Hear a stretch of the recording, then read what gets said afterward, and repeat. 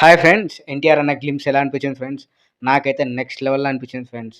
Glimpse మాత్రం చాలా లెంతీగా ఉంది కదా ఫ్రెండ్స్.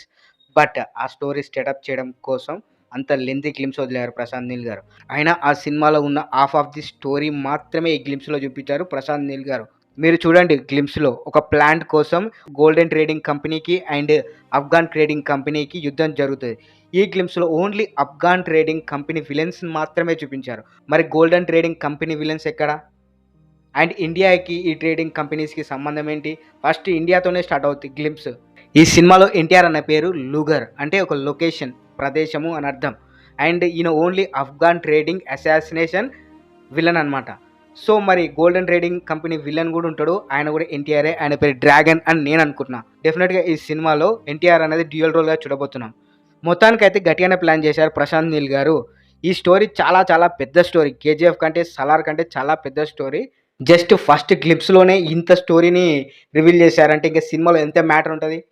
చెప్పండి ఫ్రెండ్స్. ఫైనల్లీ 'ఎన్టీఆర్' అనే డ్రాగన్ గ్లింప్స్ నెక్స్ట్ లెవెల్‌లో ఉంది ఫ్రెండ్స్.